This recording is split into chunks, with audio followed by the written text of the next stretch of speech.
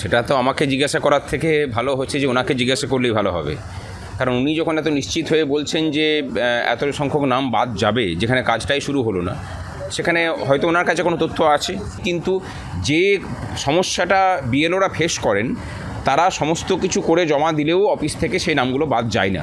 মুখ্যমন্ত্রী যে মনে করেন সে নিয়ে তো আমার মনে হয় না যে কারোর কোনো সন্দেহ আছে বলে। আর এসআইআর নিয়ে যে প্রক্রিয়ার কথা উনি বলছেন সারা দেশে হচ্ছে, সেখানে বিভিন্ন জায়গাতে বিভিন্নভাবে বিরোধ হচ্ছে। এসআইআরটা যে নতুন তা নয়, এর আগেও হয়েছে, পশ্চিমবঙ্গেই 2002 কি 3 সালে হয়েছিল, তখনও প্রায় 22 লক্ষ ভোটারের নাম বাদ গিয়েছিল। দেখুন, হুমকিটা শুধুমাত্র কিন্তু আপনি সিইও যেহেতু অনেক উঁচু দরের পোস্ট, সেই কারণে সিইওর কথাটা উল্লেখ করলেন, মানে গুড় বাতাসা দেওয়ার মতো এরকম ব্যাপার মানে কথাবার্তা চলছে। আমরা আরও একটা কাজ করতে চলেছি, সেটা হলো যে বিএলওদের জন্য আমরা নিজস্ব একটা হেল্পলাইন খুলব। এখানে থাকা প্রত্যেকটা প্রতিষ্ঠানকেই তো রাজ্য সরকার নিজের জাগিরদার তৈরি করে রেখেছে, এবং তারই সূত্র ধরে তারই বহিঃপ্রকাশ হিসেবে আপনারা এই সিইওকে হুমকি দেওয়া বা এই ধরনের ঘটনা দেখছেন। আমরা তীব্র ভাষায় নিন্দা করছি এবং আমরা চাই যে নির্বাচন কমিশন ওনার বিরুদ্ধে ব্যবস্থা নিই। এইভাবেই পশ্চিমবঙ্গটা চলছে। পশ্চিমবঙ্গের শিক্ষিত মানুষ যদি না জাগে। মন্ত্রী এসআইআরকে জাতীয় নাগরিকপঞ্জি এনআরসির প্রচ্ছেদ বলে অভিহিত করেছেন। তিনি বলেছেন যে এসআইআরের মাধ্যমে 1.5 কোটি ভোটারের নাম বাদ দেওয়ার চক্রান্ত চলছে। এই দাবির সাপেক্ষে তার কাছে কি নির্দিষ্ট কোনো প্রমাণ বা তথ্য রয়েছে? সেটা তো আমাকে জিজ্ঞাসা করার থেকে ভালো হচ্ছে যে ওনাকে জিজ্ঞাসা করলেই ভালো হবে, কারণ উনি যখন এত নিশ্চিত হয়ে বলছেন যে এত সংখ্যক নাম বাদ যাবে যেখানে কাজটাই শুরু হলো না, সেখানে হয়তো ওনার কাছে কোনো তথ্য আছে, এবং ওনার কাছে তথ্য থাকাটা খুব একটা অস্বাভাবিক কিছু নয়। কারণ আমি নিজে ধরুন বিএলওর কাজ করেছি, সেটা করতে গিয়ে দেখেছি যে প্রচুর সংখ্যক নাম থাকে, বিএলওরা বললে পরেও সেগুলো অফিস থেকে বাদ পড়ে না, বছরের পর বছর সেগুলো থাকে। বিভিন্ন জায়গাতে সেই যে ভোটারগুলো থাকেন যারা মৃত ভোটার বা ডিসপ্লেসড ভোটার, তারা কিন্তু দিব্যি ভোটের সময় এসে ভোটও দিয়ে যান। এই ঘটনাটা ঘটেন, এবং এই কাজটা শাসক দল যে যখন থাকে তারাই তখন এটাকে নিজেদের ফেভারে ব্যবহার করে।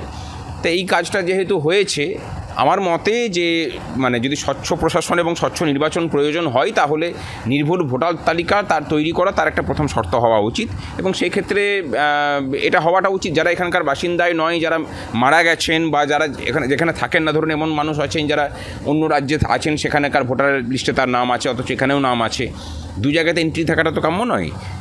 এরকম বহু মানুষ আছেন, এরকম বহু মানুষজন আছেন যাদের নামগুলো রয়ে গেছে, সেগুলোকে বাদ দেওয়াটা অবশ্যই প্রয়োজন। আমার মনে হয় এই উদ্যোগ নির্বাচন কমিশনের অনেক আগে নেওয়া উচিত ছিল, মানে আরও ইন্টেনসিভলি এটা করা প্রয়োজন ছিল। যদিও এটা প্রতি বছর হয়, কিন্তু যে সমস্যাটা বিএলওরা ফেস করেন তারা সমস্ত কিছু করে জমা দিলেও অফিস থেকে সেই নামগুলো বাদ যায় না। চাইবো যে এবার সে কাজটা হোক, এবং সেটা নির্ভুলভাবেই হোক। কোনো যোগ্য মানে ভোটার যাদের নাম থাকা প্রয়োজন, আইনিভাবেই থাকা প্রয়োজন, তারা যেন বাদ না যান, আর যারা অবৈধ ভোটার তাদের নামটা যেন অবশ্যই বাদ যায়। বিহার সহ অন্যান্য রাজ্যে এসআইআর প্রক্রিয়া সুষ্ঠুভাবে সম্পন্ন হলেও পশ্চিমবঙ্গের ক্ষেত্রে তা না হওয়ার যুক্তি কী? মুখ্যমন্ত্রী কি মনে করেন পশ্চিমবঙ্গের পরিস্থিতি অন্যান্য রাজ্যগুলির থেকে মৌলিকভাবে আলাদা?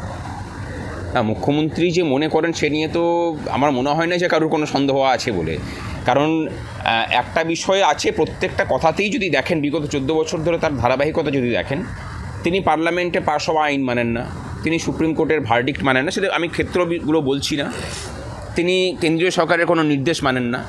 তাহলে সমস্ত ক্ষেত্রটাতেই দেখা যাচ্ছে যে তার একটা নিজস্ব আইন আছে, তার নিজস্ব একটা সংবিধান আছে, তার নিজস্ব আদালত আছে।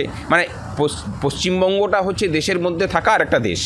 আমরা সংগ্রামী যৌথ মঞ্চ কিন্তু বারবার করে এই অভিযোগ এর আগেও করেছি, এখনও করছি, যে এই যে প্রক্রিয়া চলছে সেই প্রক্রিয়া সম্পর্কে যে কেন্দ্র সরকার জানে না তা নয়।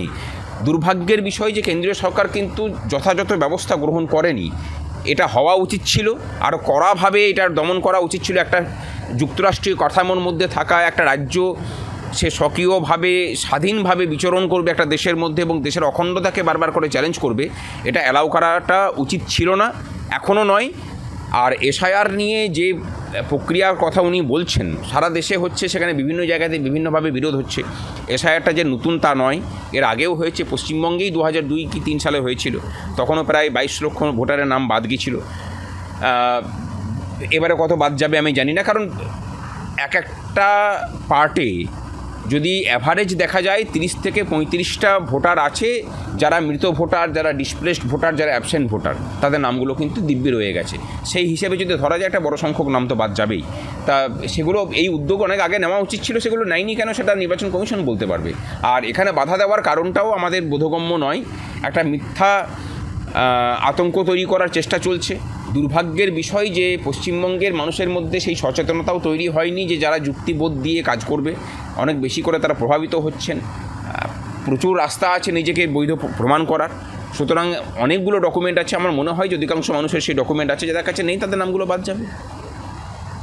মুখ্যমন্ত্রী রাজ্যের মুখ্য নির্বাচন আধিকারিক সিইওকে প্রকাশ্যে হুঁশিয়ারি দিয়েছেন এবং তার বিরুদ্ধে অভিযোগের কথাও বলেছেন।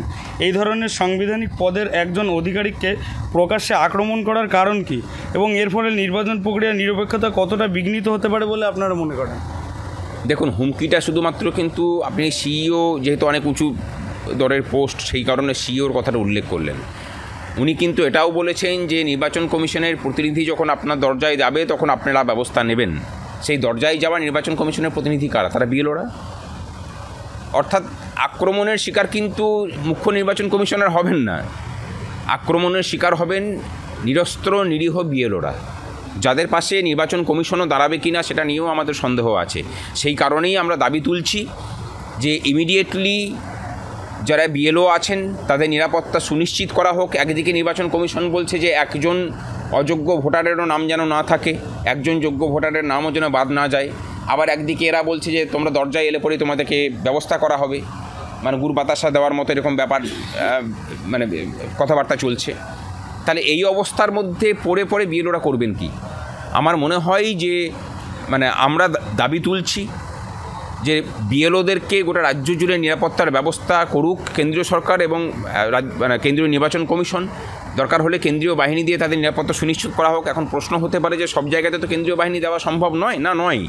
তাহলে নিশ্চিত করা হোক যে বিগত লোকসভা বা তার আগে পঞ্চায়েত ভোটের সময় যেসব বুথে ঝামেলা হয়েছে সেই সব বুথগুলোকে চিহ্নিত করে সেই সব বুথে যারা বিএলও কাজ করবেন তাদের জন্য নিরাপত্তা সুনিশ্চিত করা। আমরা আরও একটা কাজ করতে চলেছি, সেটা হলো যে বিএলওদের জন্য আমরা নিজস্ব একটা হেল্পলাইন খুলব, যে কোথাও কাজ করতে গিয়ে যদি বিএলওদের অসুবিধা হয়ে থাকে তাহলে আমরা নাম্বার প্রোভাইড করব, সেখানে জানালে পরে আমরা সেগুলোকে নিয়ে ব্যবস্থা নেব। অনেক সময় হয় যে তারা তাদের সুপারভাইজারকে জানালেন বা বিডিও অফিসে জানালে পরে কাজ করে না, তারা সেখানেই চেপে রেখে দেয়। আমাদেরকে কিছু বললে পরে আমরা নিশ্চিতভাবেই সেটা একদম সরাসরি নির্বাচন কমিশনের কাছে পৌঁছে দেবো এবং সেটা নিয়ে যাতে ব্যবস্থা নেওয়া হয় তার জন্য প্রয়োজনীয় পদক্ষেপ গ্রহণ করব। আমরাও চাই যে এই কাজটা সঠিকভাবে এবং নির্ভুলভাবে হোক। রাজ্য সরকার কি মনে করে যে নির্বাচন কমিশন কেন্দ্রীয় সরকারের, বিশেষত বিজেপির অঙ্গুলি হেলনে কাজ করছে? সাংবিধানিক প্রতিষ্ঠানের ওপর এই ধরনের অবিশ্বাস গণতন্ত্রের জন্য কতটা বিপজ্জনক? আসলে এখানে থাকা প্রত্যেকটা প্রতিষ্ঠানকেই তো রাজ্য সরকার নিজের জাগিরদার তৈরি করে রেখেছে এবং নিজের সম্পত্তি বলে মনে করে। ধরুন যে এখানকার রাজ্য নির্বাচন কমিশন আছে, যারা পঞ্চায়েত ভোট বা পৌরসভার ভোটগুলোকে পরিচালনা করে, সেই দপ্তরটা কিন্তু কোনো নিরপেক্ষতা মেনে চলে না। আমরা পঞ্চায়েত ভোটের সময় সেটা দেখেছি। তারা কিন্তু সম্পূর্ণরূপে রাজ্য সরকার যা চাই সেইভাবে কাজ করেন। এমনকি আমরা ডেপুটেশন দিতে গিয়ে এটাও শুনেছি নির্বাচন কমিশনারের কাছে, যে রাজীব সিনহা বোধহয় ছিলেন তখন, যে মুখ্যমন্ত্রীর সাথে আলোচনা করব তারপর আমরা জানাবো। অর্থাৎ তার অঙ্গুলি হেলন ছাড়া নির্বাচন কমিশন কাজ করতে পারবে না। উনি এক্ষেত্রেও আশা করেন কেউ যদি নিরপেক্ষভাবে কাজ করতে যায় তখন তাকে কোনো একটা বিষয় বলে দাগিয়ে দিয়ে তার স্বাভাবিক কাজ যাতে করতে না পারে সেই মানে প্রক্রিয়ার চেষ্টা, সেই প্রক্রিয়া বা তার প্রচেষ্টা তো সবসময় এই সরকার চালিয়ে যায় এবং তারই সূত্র ধরে তারই বহিঃপ্রকাশ হিসেবে আপনারা এই সিইওকে হুমকি দেওয়া বা এই ধরনের ঘটনা দেখছেন। আমরা তীব্র ভাষায় এর নিন্দা করছি এবং আমরা চাই যে নির্বাচন কমিশন ওনার বিরুদ্ধে ব্যবস্থা নিক। মুখ্যমন্ত্রী এসআইয়ের বিরোধিতা করে জনগণকে পথে নামার বা প্রতিবাদ করার আহ্বান জানিয়েছেন। এই প্রক্রিয়া কি রাজ্যের অস্থিরতা বা সংঘাতের জন্ম দিতে পারে, যেমনটি বিরোধীরা আশঙ্কা করছেন? হ্যাঁ, সেটা তো হবেই, মানে এটা তো হওয়ার তো অবশ্যম্ভাবী। এবং আমি বলছি তো যে এই অস্থিরতাটা আরও বাড়বে এবং এটা আরও খারাপ দিকে যেতে চলেছে। ভবিষ্যতে দেখবেন যে যখন মানে জনগণনার কাজও হবে তখন যদি এরা ক্ষমতায় থাকে সেই জনগণনা করতেও এরা বিরোধিতা করবে, মানে নিশ্চিত থাকতে পারেন। সুতরাং প্রত্যেকটা ক্ষেত্রেই বিরোধিতা করাটাই এদের কাজ হয়ে গেছে।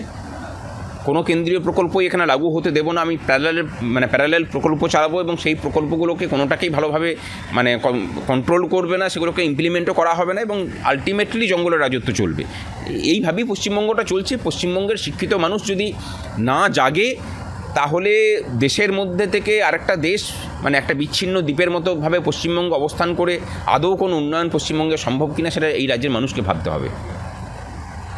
যদি আদালতের নির্দেশে বা নির্বাচন কমিশনের চূড়ান্ত সিদ্ধান্তে রাজ্যে এসআইআর হয়, তবে রাজ্য সরকার কি সেই প্রক্রিয়া সম্পূর্ণভাবে বয়কট করবে নাকি সহযোগিতা করবে? আপনাদের কি মনে হয়? না সেটা তো ধরুন আমাদের বলার বিষয় নয়, কারণ আমরা সেটা বলতেও পারি না যে তারা কী করবেন। তবে এই সরকারকে যেটুকু চিনি, এরা বিরোধিতার রাস্তাতেই থাকবে। বিরোধিতার রাস্তাটা না করতে পারলে এই যে ভুয়ো ভোটারের একটা বড় অংশের ভোট তারা দিয়ে থাকেন, সেইটা তো বন্ধ হবে রাস্তাটা। সেই রাস্তাটা বন্ধ করেই যাতে তাদের দোকানদারিটা চালানো যায়, সেই চেষ্টা করছেন, সেইটাকে বন্ধ করাটা প্রয়োজন। ধন্যবাদ।